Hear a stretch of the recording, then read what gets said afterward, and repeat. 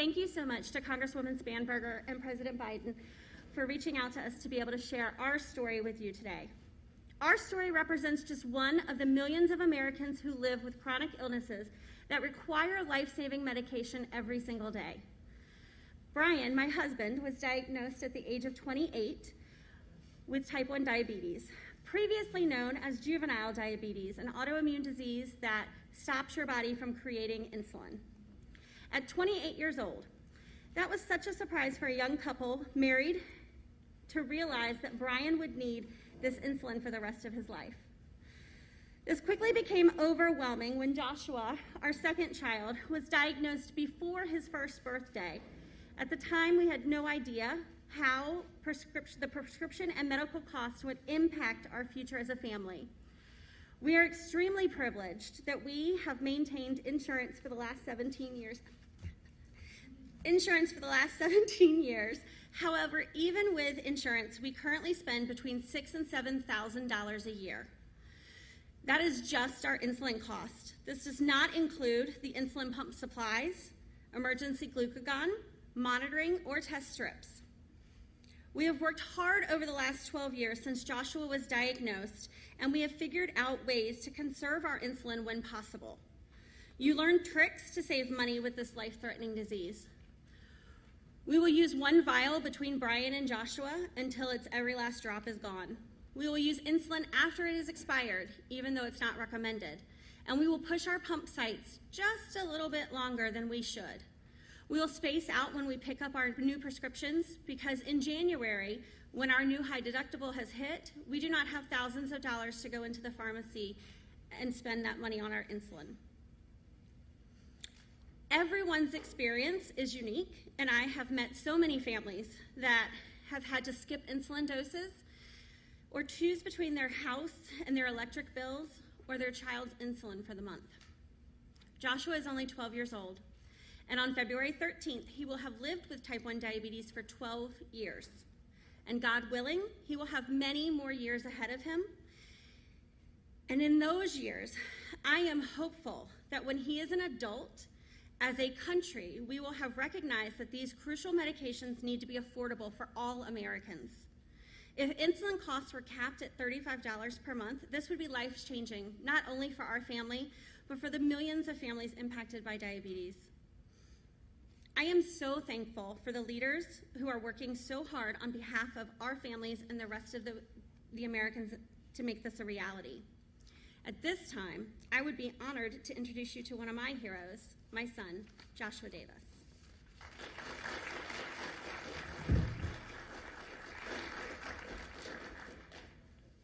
Thank you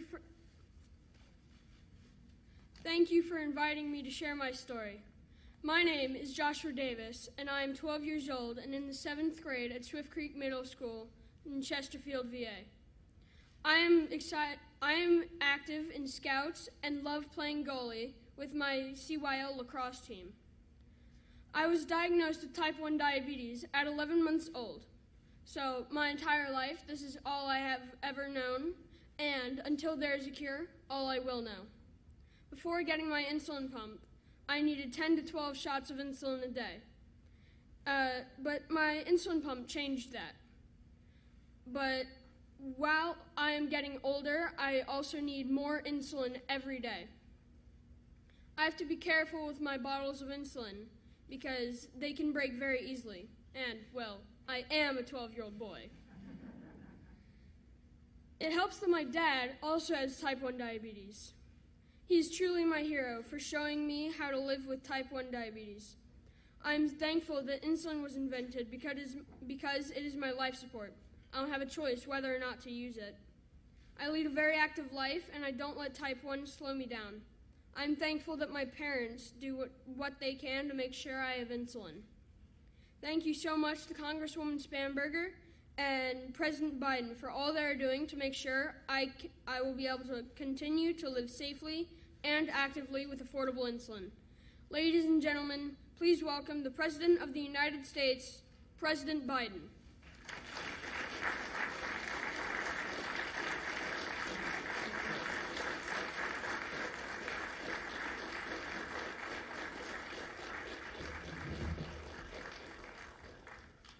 Thank you, Mr. President.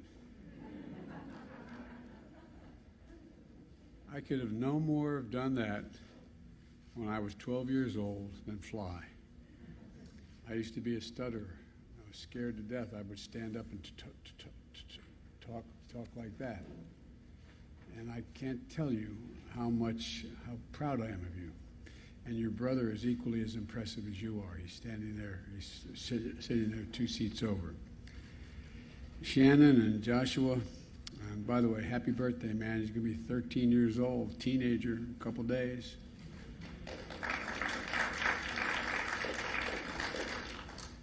I want you to know that lowering the cost of prescription drugs is one of the reasons why I'm here with Abigail, your congresswoman.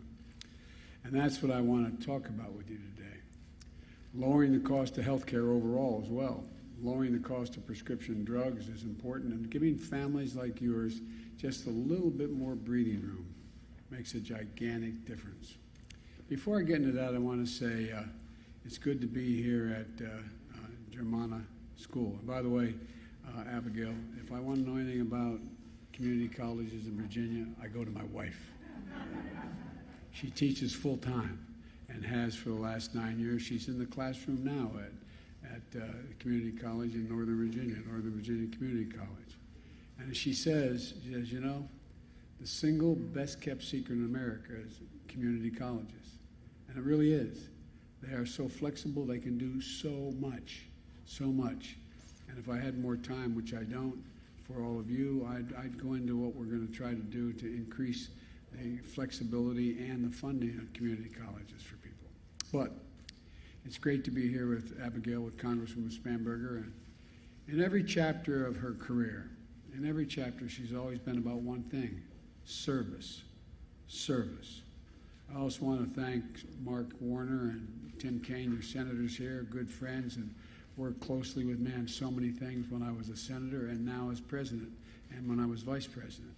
But they needed me in Washington today because there's votes in the Senate. I also want to thank Secretary of Health and Human Services, Javier Becerra, for two things. One, for answering my call when I asked him to come and be the secretary. I was worried he wouldn't. And how much he's helped us make so much progress in getting people vaccinated, getting health insurance, and making it more affordable health care. Look, health care is part of Abigail, Congresswoman, your Congresswoman's background. Back in 2017, she saw her representatives in Congress vote to repeal the Affordable Care Act. That was one of more than 100 Republican efforts. There were 100 Republican efforts since we passed it in our last administration to repeal the Affordable Care Act. But she knew that that was the exact opposite of what Central Virginia badly needed. You needed then and you need now more access to quality health care that is more affordable. So when I became President of the United States, that's what we did. We passed the American Rescue Plan, which made quality coverage through the Affordable Care Act more affordable than ever before, with families saving on average, who signed up, family on average $2,400 a year in their annual premiums. Compared to last year, the average monthly premium for Virginians has gone down more than 25%. Over 5 million people have gained coverage through the ACA since I became president. And as was mentioned by Javier, over 300,000 Virginians have signed up for health insurance during the open enrollment period here in Virginia. And we want to go further. Lowering prescription drug prices, get a cap on the amount people pay on Medicare, pay for prescription drugs, and to bring more clarity and fewer surprises when you get your bills if you've been hospitalized. So let me say a few words about each of these things now. With regard to prescription drugs, in America, we pay the highest prescription drug prices of any developed nation in the world, the highest of any. And it's about 2 to 3 times higher than what other countries pay. Let me give you one example. An anti-cancer drug to treat leukemia and lymphoma costs $14,000 a month in the United States. The same exact drug, made by the same exact pharmaceutical company, is sold in France, and it's $6,000 a month. $6,000 for same exact drug, same exact manufacturer, same exact amounts. Not 14, but 6. That's for a month's supply. Today, 1 in 4 Americans who need prescription drugs struggle to afford them. 1 in 4. Nearly 30% have skipped doses of essential drugs they're supposed to take. Others have simply not filled prescriptions that the doctor had given them, tried to use over-the-counter drugs or pills cut in half because they can't afford the cost of their prescription. This is the United States of America, for God's sake. That's just wrong. It's simply wrong, especially since it doesn't cost the drug companies nearly as much to make the drug or the research that went into them. Let me regress for just a moment here. I started when in the Obama-Biden administration an effort to deal with the cancer moonshot, to change the way in which we deal with cancer. And I'm reinstituting that in my administration now. And it was interesting. We had these hearings all over the United States, and one of the major events we used at Howard University, where there were 35 other events going on simultaneously with this. I subsequently met with the heads of, I think it was 13 drug companies. And I asked them, I said, if you found a cure for a particular cancer, how much you think you should be able to charge? And the response universally was, what the market will bear.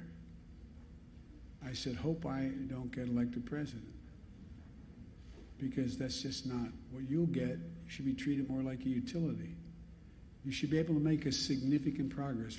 Let's add up how much, and like they do in Germany, how much did it cost you, all the research and development, all the effort, add it all up, and then on top of that, add a significant premium for it, a profit of 20 to 30% above that, maybe in some cases more. But the idea you can charge whatever you want is just not going to happen in the United States of America if I have anything to do with it. Even if you think this doesn't affect you, it does, by the way. Everyone has less money in their pockets today because of high drug cost, and health insurance. And it's more expensive for everyone. And the reason it is this is what your insurance companies pay. All you have insurance. You're paying a heck of a lot more even if you're not using the drugs. Over the past decade, healthcare costs have gone up 50%. Prescription drugs are a big chunk of that. And there's a lot of things that almost every American can agree on. But I think it's safe to say that all of us, whatever our background, our age, where we live, whether we agree on prescription drugs, look, we all acknowledge they're outrageously expensive.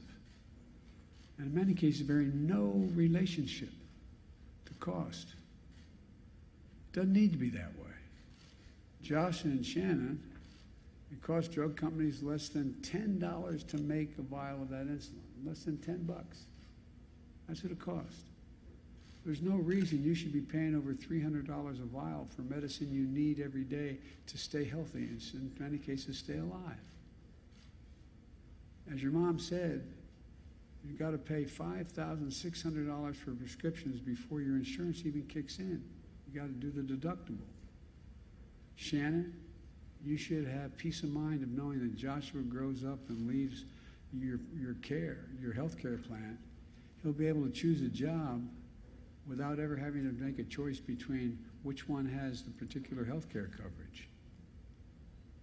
You know, we're now in a position where we can cap copays for insulin at $35 a month. And still a staggering profit, 3.5 times what it costs to produce the drug. You can do that with the stroke of we can do that with a stroke of a pen. In my Build Back Better legislation that with Abigail's leadership passed the House of Representatives, we can do that. Now we just have to get it through the United States Senate.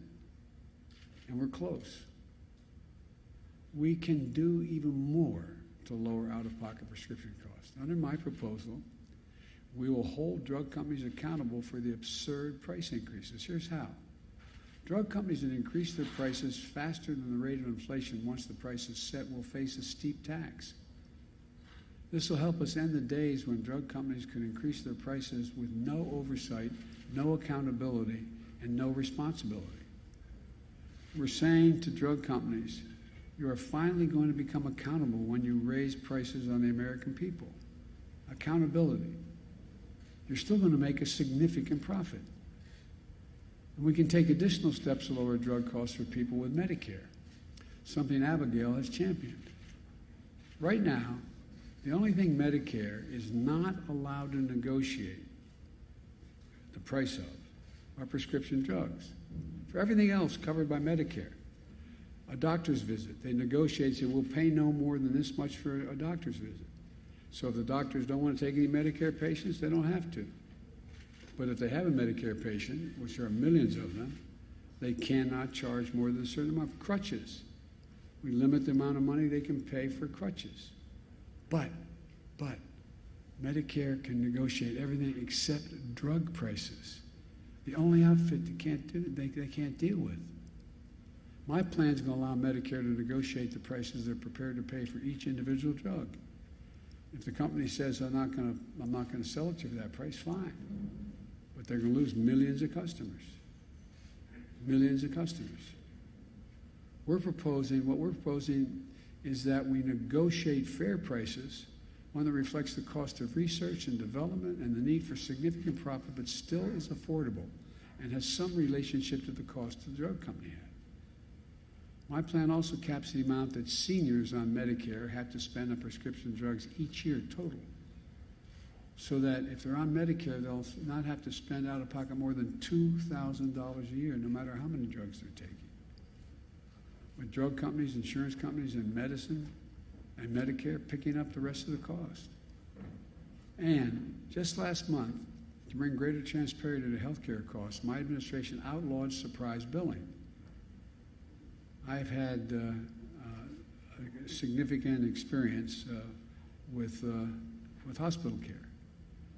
My son Bo was Attorney General of Delaware and won the Bronze Star in Iraq, and dealing with being deployed overseas for a long time, for a year. You know, he came back with glioblastoma. He died. But you know what? The fact is that, and I was hospitalized a long time. I had a couple of years ago, cranial aneurysms, was hospitalized for a long time. And you can no longer get that surprise billings we got. If your health care plan did not cover a particular doctor, but you didn't even know he was being consulted, you get an extra bill for $2,000 to $5,000. They can't do that anymore. No more surprise billing. No more. Millions of hardworking Americans will no longer have to worry about unexpected medical bills, and Abigail has been making sure that we bring the same transparency to drug prices. A couple years ago, Abigail worked to pass a bipartisan legislation to make drug prices more transparent so you knew what you were paying for. And my administration is working with Abigail to make sure we enforce that. She also has been relentless in making sure the law that's been on the books that says pharmaceutical companies need to provide rural clinics and community health centers with discounts on prescription drugs, it's actually enforced. We're working together on that as well. I've long said health care should be a right, not a privilege in this country. This isn't a partisan. Diabetes, Alzheimer's, cancer, they're not partisan issues. They're not Democrat or Republican. This is about whether or not you and your loved ones can afford the health care you need and the medicines you need to stay healthy. Because we need to ease the burden on working families by making everything more affordable and accessible. Look, again, a slight digression. Inflation is up. It's up. And coming from a family when the price of gas went up, you felt it in the household, you knew what it was like, it matters. But the fact is that if we are able to do the things I'm talking about here, it'll bring down the cost for average families. Bring down the cost for average families. I don't know why they keep moving all that, but the fact is they keep down the cost for average families. And look, The fact is that we're in a situation now where, you should have peace of mind. I know food prices are up, and we're working to bring them down. As I said, I grew up in a family where the price at the pump went up, you felt it, and I understand.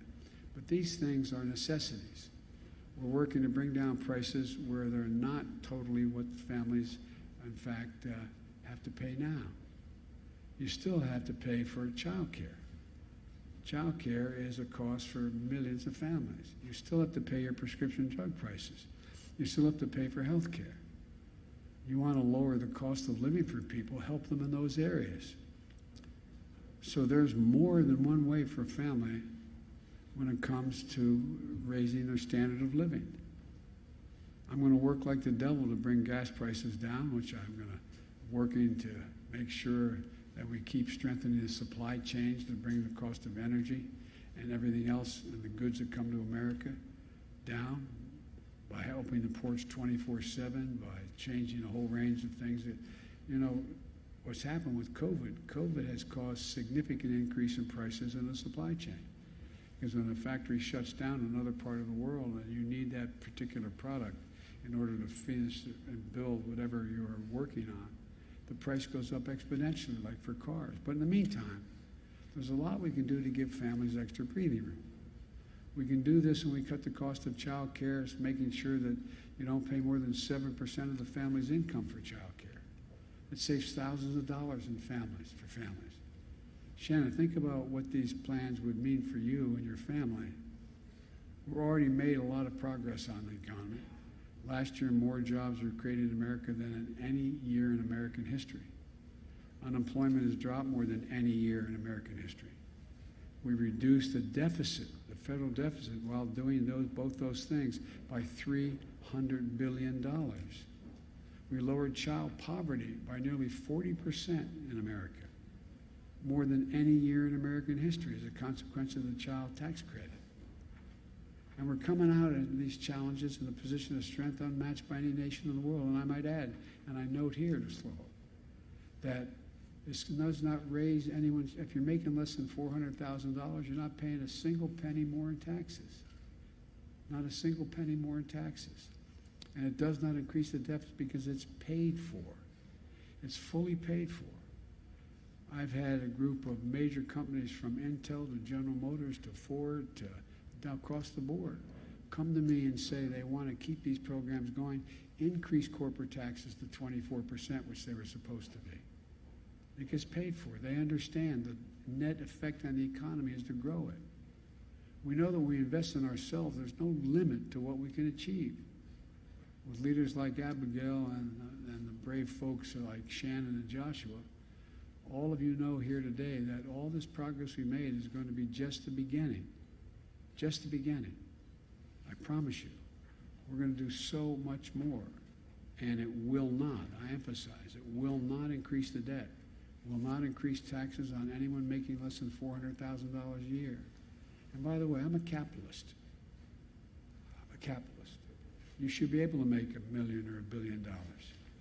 Just pay a little bit of your fair share, that's all. We have over 53 companies in America that made $40 billion last year. Didn't pay a single penny in taxes. Not a single penny. It's not right. And so you find a lot of these corporations realize to grow and be competitive, it makes sense just to pay a little more in taxes at the top end in order to afford this economic growth we're creating. But bringing down the cost of health care, bringing down the cost of prescription drugs is an easy thing for us to do. It can be done legally with a stroke of a pen. We guys got to get Abigail's enthusiasm that she got it through in the House of Representatives to the United States Senate. So maybe dragging you over to the Senate to spend some time. But all kidding aside, there's so much we can do. And I want to thank the family for being willing to stand up here and share their story. And Dad, stand up so everybody knows who you are. I want them to see you. That good-looking guy back there, that's Dad.